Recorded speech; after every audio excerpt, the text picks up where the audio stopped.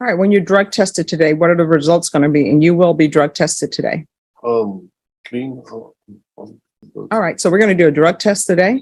All right, Mr. Pettis, you took a UA. What do you think the results were? Negative. Why would you be positive? Did you use something? Maybe I was around somebody and All right. touched it. So, I don't know. so you were around somebody and maybe you touched it? I don't know how it works now, but This guy was looking at 5 years on drug charges and somehow managed to make it 10 times worse just by opening his mouth. Judge Boyd catches him lying again and again, and instead of backing off, he doubles down like he's going for the title of worst courtroom performance ever. It's one of those hearings where the second-hand embarrassment is so strong, you can feel it through the screen. And honestly, with the way he's moving, talking, and even breathing, it seriously seems like he might be high during the hearing. What do you guys think? Was he under the influence, or just self-destructing in real time? And if you think the judge went too easy on him, maybe you're just not built for the hard stuff.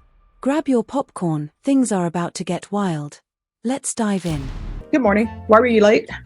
I was having car trouble and my mom didn't work. Sorry. Can't be late. You understand? Sorry, ma. Apologize. Counsel, do you waive the reading of the indictment? Yes, Your Honor. State, are you proceeding on the indictment as presented? No, Your Honor. We're proceeding on count 1 alone, waiving count 2 and its enhancements. Any objections? No objections, Your Honor. Did you understand you're being charged in count 1 with tampering with evidence with the intent to impair as a third-degree felony? Range of punishment is anywhere from 2 to 10 years in prison and up to a $10,000 fine. Did you understand? If you have a plea bargain agreement with the state, the court does not have to follow your plea. If for any reason the court doesn't follow your plea and gives you more than you bargained for, the fact that you entered a plea will not be used against you, and you will be allowed to withdraw your plea. Did you understand? According to the plea, punishment is to be assessed at 5 years in the prison. There's a $2,000 fine. There's no application for deferred adjudication, and the state recommends community supervision. Did you understand that to be the plea? Yes, ma'am. Defense? Yes, Your Honor. State. It is, Your Honor. Showing you the waiver of appeal paragraph. Did you review that paragraph with your attorney? Did you understand it? Did you sign it in both places? Yes, ma'am. Outside the agreement, state is requesting that your community supervision be for a term of 5 years. There'll be a TAP evaluation and 200 hours community service restitution. Then to the offenses charge, how do you plead? Guilty, not guilty, or no contest? No content. State, any evidence? Yes, Your Honor. State exhibit number 1 with office attachments. No objections, Your Honor. State, you may be excused. All right. After reviewing state's exhibits 1 and attachments, court will find there is sufficient evidence to find you guilty, and the court will find you guilty. Are we proceeding with sentencing? Yes, Your Honor. Anything you wish to say on behalf of your client? Yes, Your Honor. My client understands that he made a mistake, Your Honor, and I think, it was something that he understands that he made a mistake and he's accepting responsibility for it today, Your Honor. We are asking the court to follow the agreement and so that he can go ahead and proceed forward and prove to the court that this was essentially an aberrant behavior.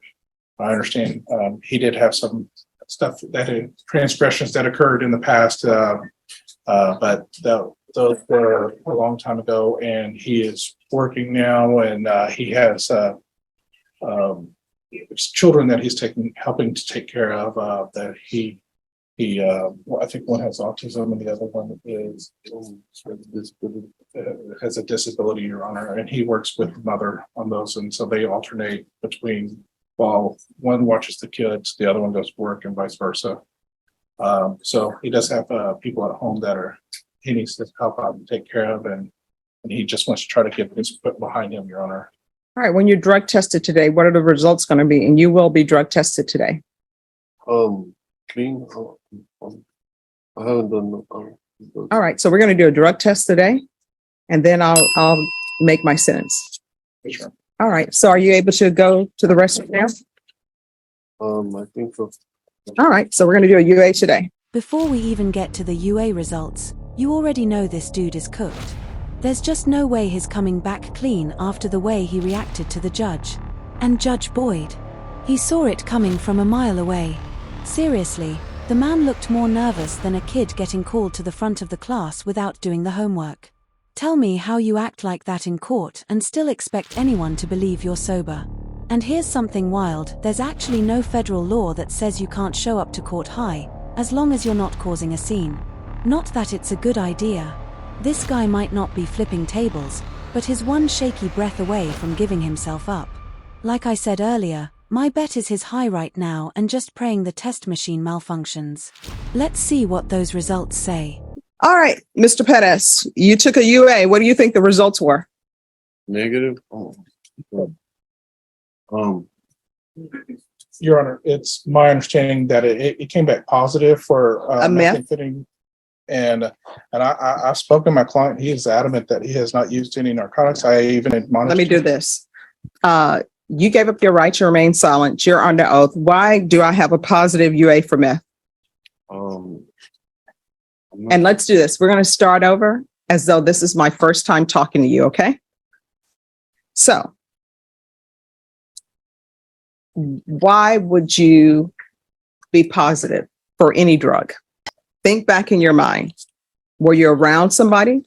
Did you use something? Maybe I was around somebody and All right. touched it. So, I don't know. so you were around somebody and maybe you touched it? I don't know how it works, man. But All right. Everyone needs to whisper. And I'm sorry, sir. You need to speak up. I'm having trouble hearing you. The court reporter is. okay. So, how would you end up testing positive?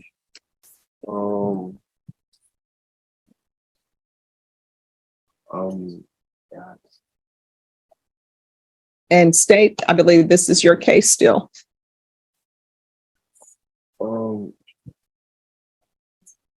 So other than touching meth, how might you have rendered a positive UA for the court?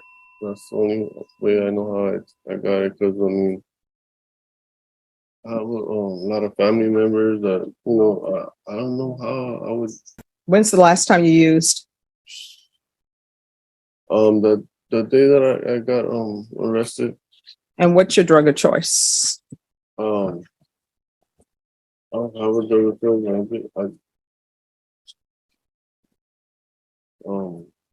Here's the thing.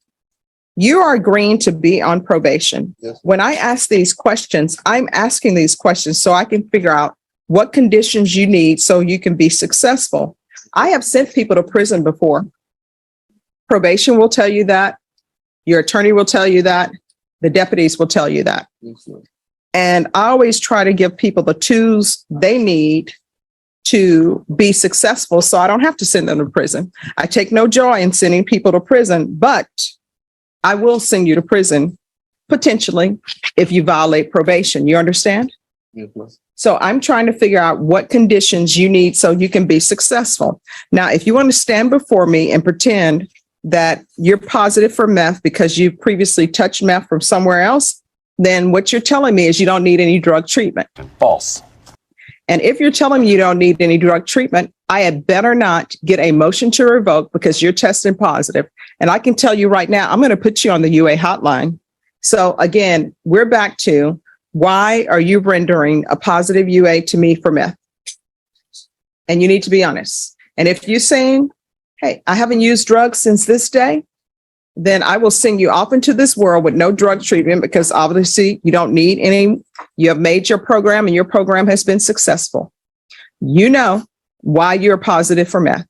I was not with you. Your attorney was not with you. So if you want to continue with, I don't know how I got positive for meth and maybe I touched meth and tell me you don't need any drug treatment, I will not give you any.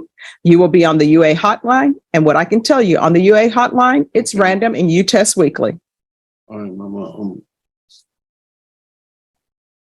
I don't want to disrespect you or nothing, but I might have like 3 days, 4 days ago, maybe. All right. So why are you being dishonest with me? Why do I have to pull teeth for you to tell me what your issues are so I can give you conditions so that you can be successful? Obviously, the state wants you to have probation. They offered it.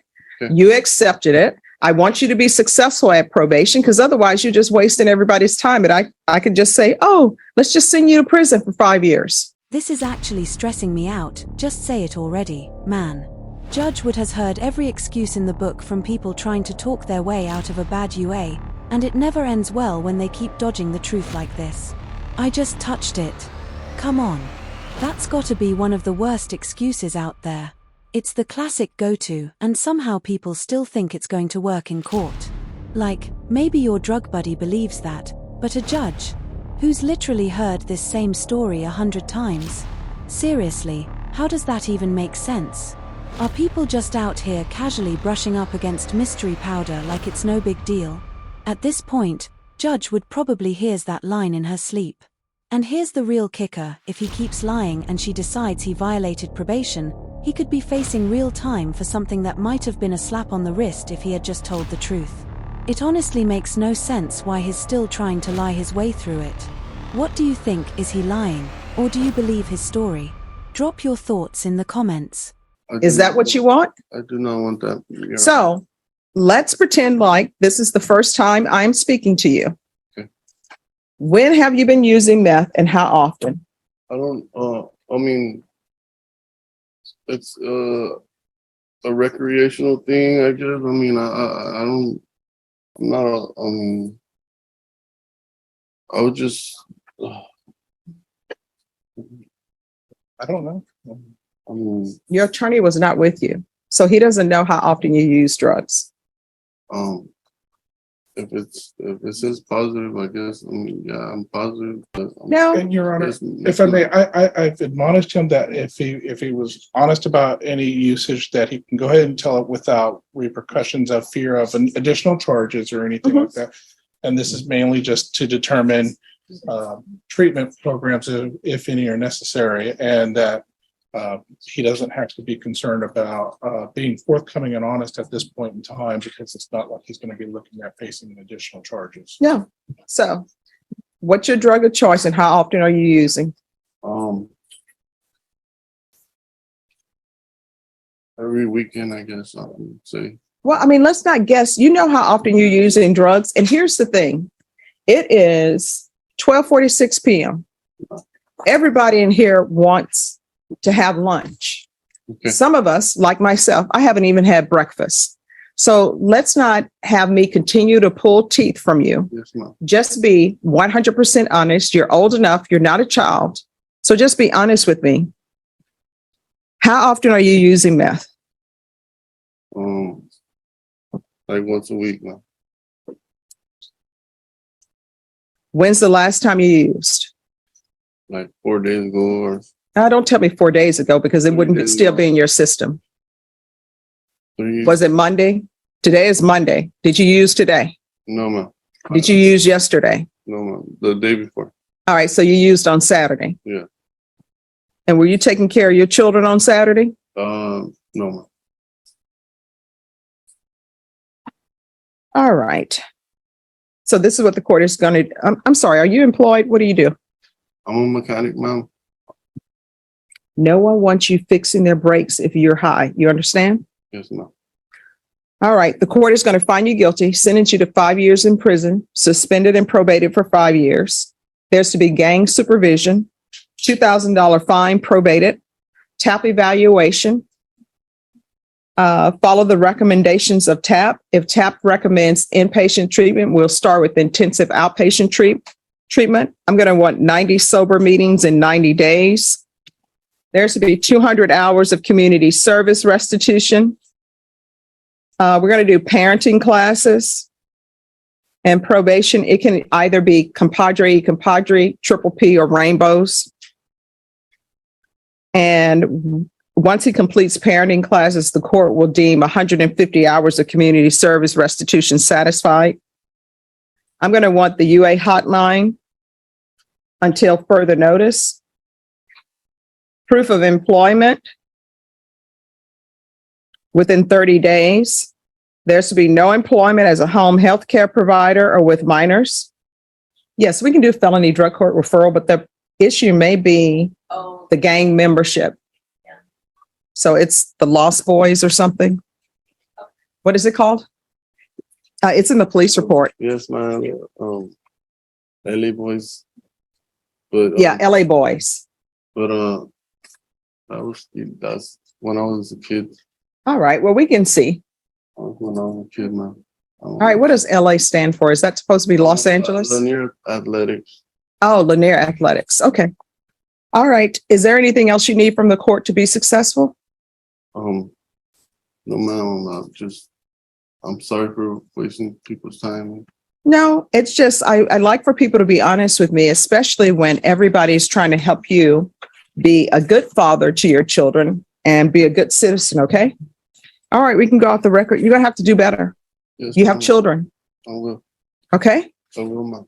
All right, and if there's an issue in this court, to be successful on probation, communication is key.